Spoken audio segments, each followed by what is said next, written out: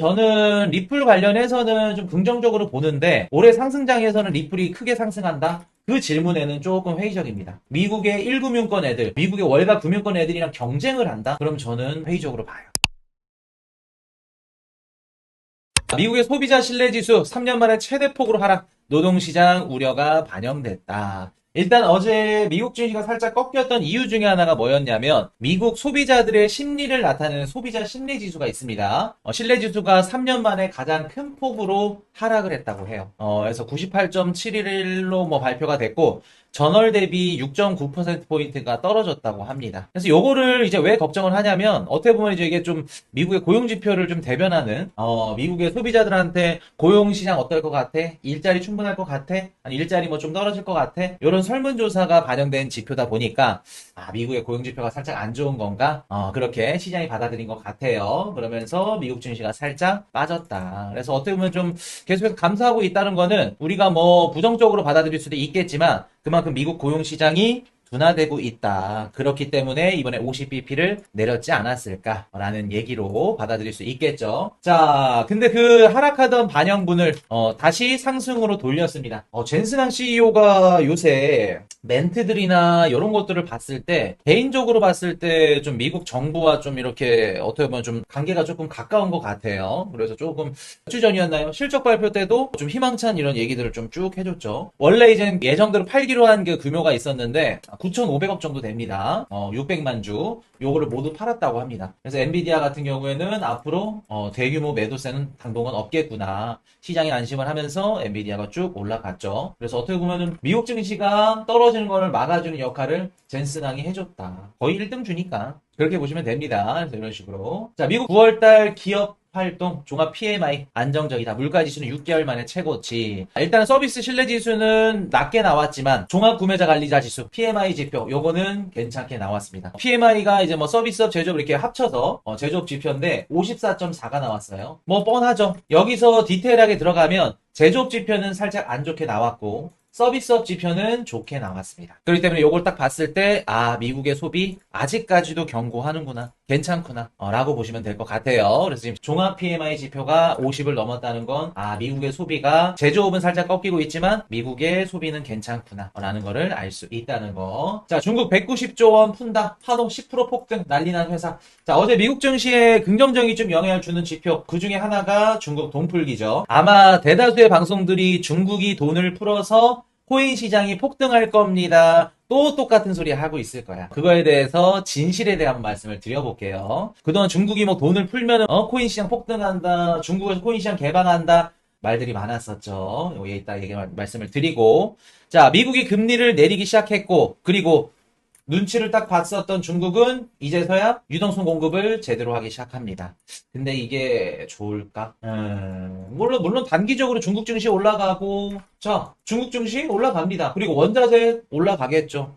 중국이 소비가 좋아진다는 거니까. 원자재, 원유 가격 올라갑니다. 근데 이게 계속해서 유지가 될까? 중국의 경제도 그렇고. 저는 아니라고 보는데. 코인 시장에까지 영향을 끼친다.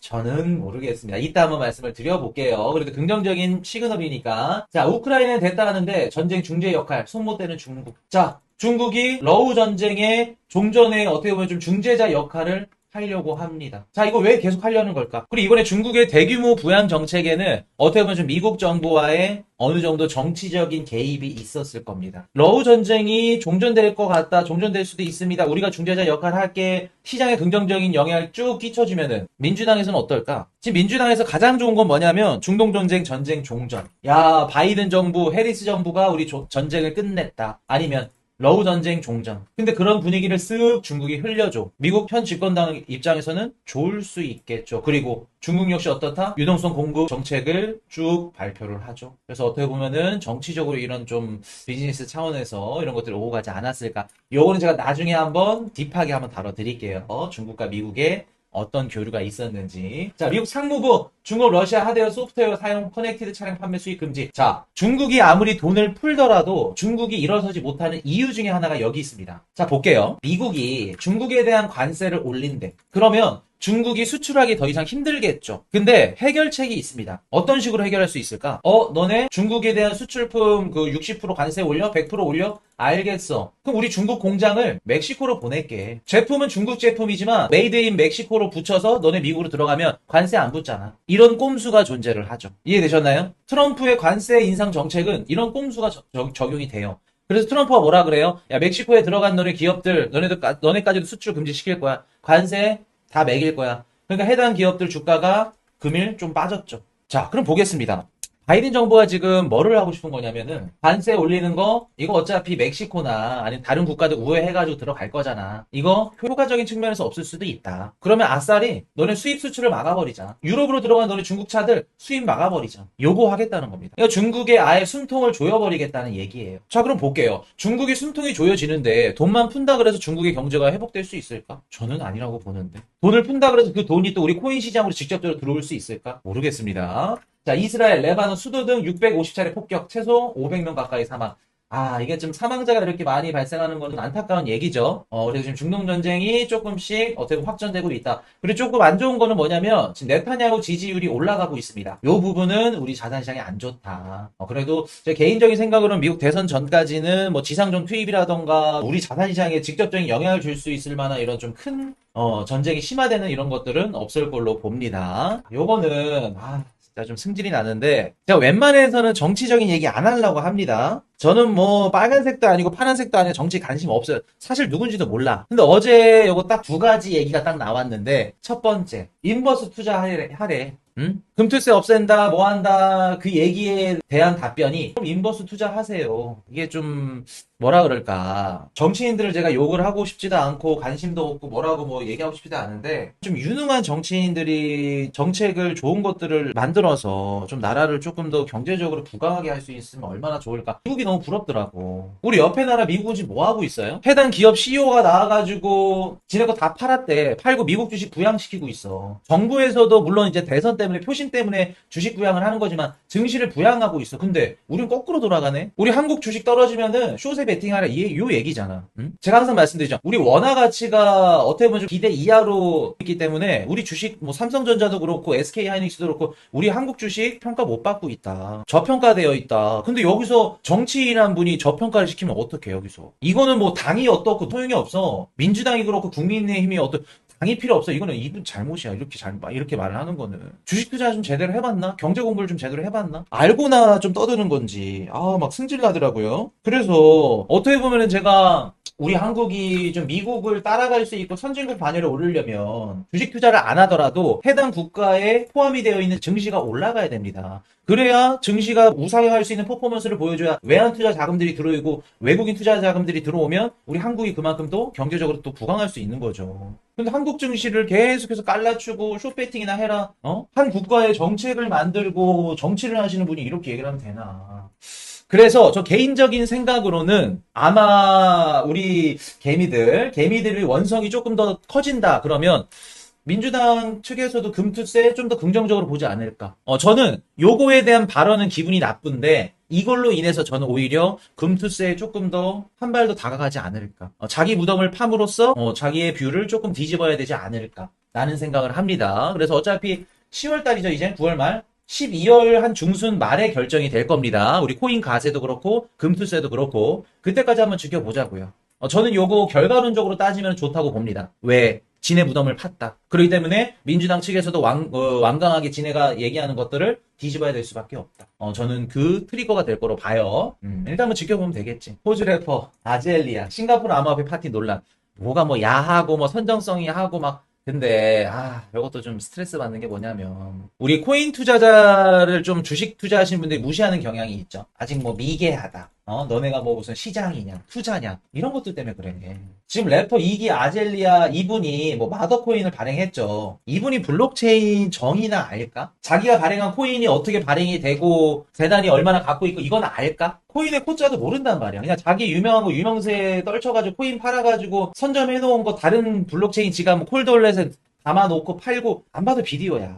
이런 것들이 참 그래요. 좋은 얘기만 합시다. 자. SEC 게리 겐슬러 위원장 하원 청문회에서 수모를 당했다. 우리 코인 투자자분들은 SEC 게리 겐슬러 위원장 제일 싫어하죠. 근데 저는 좀 다르게 생각을 합니다. 게리 겐슬러 위원장이 아니었어도 다른 SEC 위원장이 왔다고 하더라도 저는 비슷했을 걸로 봐요. 그리고 솔직히 말하면 우리가 지금 알트코인들이 너무 많아. 듣도 보지도 못한 알트코인들. 실제로 사무실 하나 그냥 한 달에 뭐 한 100만 원, 150만 원 월세 내면서 그냥 사무실 차려놓고 직원 한 명, 두 명에서 그냥 돌려. 그런 알트코인들이 AI 산업을 하고 뭐 RWA 사업을 하고 스테이블 코인 사업을 하고 실체가 없어. 그런 알트코인들이 많아. 그런 알트코인들은 걸러내는 게 맞습니다. 물론 좀 진짜 열심히 일을 하는 기업들에 막 규제를 하고 기소를 때리고 지 밥그릇 챙기려고 그런 것들은 잘못됐지. 근데 100가지 일을 했다 그러면은 아무리 못해도 한 40에서 50가지 일은 저는 맞다고 봐요. 게리 겐슬러 위원장 하는 일들이. 왜? 누군가는 총대를 매야 되거든. 그래야 우리 암호화폐 시장에 어떻다? 깨끗해지거든. 주식 투자하신 분들 무시를 안 하지. 지금은 솔직히 말해서 IT 버블이랑 비슷합니다. 제가 봐도. 알트코인 너무 많아. 그 알트코인들이 실제로 영업하는지 아세요, 다들? CEO가 누구고 얼마 자금을 받았는데 그게 진짜 일을 하는지 몰라. 그러려면은 게리 겐슬러 위원장이 아니어도 어떤 분이라도 와가지고 총대를 메고 칼질을 해야 돼. 제일 좋은 거는 우리가 안 속고 투자를 안 하는 게 맞죠. 근데 여러분들이 속으니까. 그렇기 때문에 저는 뭐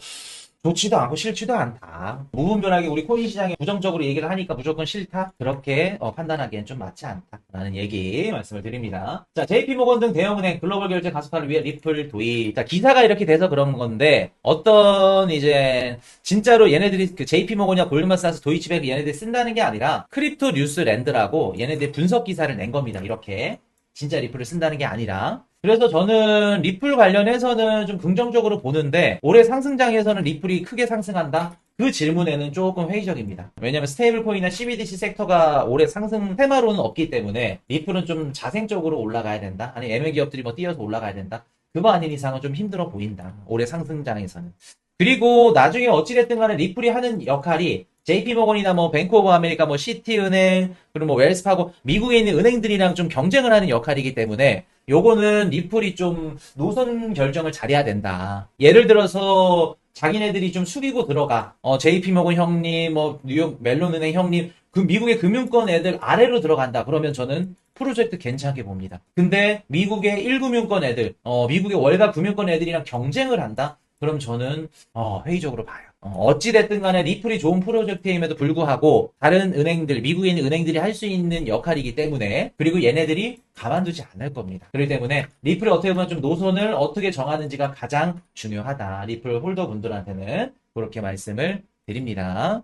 자, 외신 블랙록 아이비트코인 전날 1억 달러 순유입 8월 27일 이후 최대. 뭐 금리 인하 50bp 떨어졌고 월가에서도 거시경제 괜찮게 보고 경기 침체 아니다 라는 얘기들이 확신이 올라가니까 당연히 비트코인 수요가 늘어나겠죠. 그 다음 스텝은 누구다? 이더리움이 될 겁니다. 자, 비트코인 ETF 플로우 테이블 1억 달러 가까이 순유입이 들어와죠. 블랙록 많이 들어왔네요. 이더리움은 반대로 유출이 컸죠.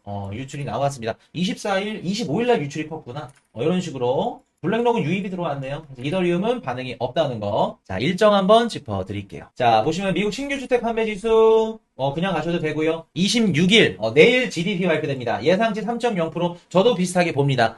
예상치대로 2% 중후반대 높게 나온다 그러면 내일도 롱뷰 드리겠습니다. 상승 가능성 높아요. 26일 신규 실업성 청구 건수 발표되는데 걱정할 필요 없다. 30만 건 가까이 나오지 않는 이상은 걱정할 필요 없다. 근원개인 소비, PCE 지표, 물가 올라가지 않았을 겁니다. 근원도 괜찮게 나올 걸로 봐요. 27일 자민당 총재선거 중요한데 자, 중요하기는 한데 우리가 한번 엄밀히 따져볼게요. 만약에 일본 총리가 뭐 아베 정권에서 나온 총리가 되든 아니면 기시다 정권에서 나온 총리가 되든 어떤 분이 될 건데 일본 뭐 금리 인상을 강하게 하는 기시다 쪽에서 총리가 나왔어. 그럼 시장에서는 조금 두려움을 가질 수는 있겠는데 얼마 전에 BOJ 총리가 뭐라 그랬죠? 금리 인상 좀 신중하게 하겠다. 당분간은. 라는 얘기를 했죠. 그렇기 때문에 시장이 잠깐 울 수는 있겠지만 올라가려고 하는 우상향의 힘을 크게 저항하지는 못할 거다. 그렇게 봅니다. 그래서 27일 날에는 살짝 시장이 저항을 받을 수 있다는 거. 그래도 미국 대선 전까지는 일본의 금리 인상은 나오기 힘들 겁니다. 왜? 미국과 일본은 공정하는 국가이기 때문에. 자, 유로존 소비자 물가의 CPI 요거 그냥 넘어가셔도 되고요. 4일 중요합니다. 자, 두 가지를 보셔야 되는데 10월 4일 미국 비농고용지수 이번에 연준에서 10만 건 정도 나오면 심리적으로 고용시장이 무너질 수도 있습니다. 라는 발언을 했죠. 제롬 파월 연준 의장이. 그러면 우리가 키포인트 뭘 봐야 되냐? 비농고용지수 10만 건 근처로 가는지 그거 첫 번째. 그리고 실업률이 얼마나 나오는지. 4.3 이상 넘어간다. 그러면 시장이 잠깐 저항을 받을 수 있어요. 4.4, 4.5 나온다. 그러면 빠질 수 있습니다. 그래서 10월 4일 가장 중요합니다. 비노고잉 지수 10만 건, 그리고 실업률 4.3 이상 나오나 안 나오나, 그리고 10일날 미국 CPI 걱정할 필요 없다. 근원 CPI 중에서 렌트비가 빠지는지 안 빠지는지 그거 보시면 된다. 생산자 물가지수 발표되고 중국 PPI 발표되고 금리 결정 10월 31일. 이거 할까요? 6일 뒤에 미국 대선 결정이 있는데 저는 이거 안 할 걸로 봅니다. 이거 중요하지 않다. 자, 미국 대선 11월 5일날 이거 중요하죠. 이거 이후부터는 큰 게 결정됩니다. 정책 불확실성이 꺼진다. 없어진다. 그래서 우상향 가능성이 조금 더 높아진다. 현재 금리 결정 25bp 할지 50bp 할지 지켜봐야겠죠.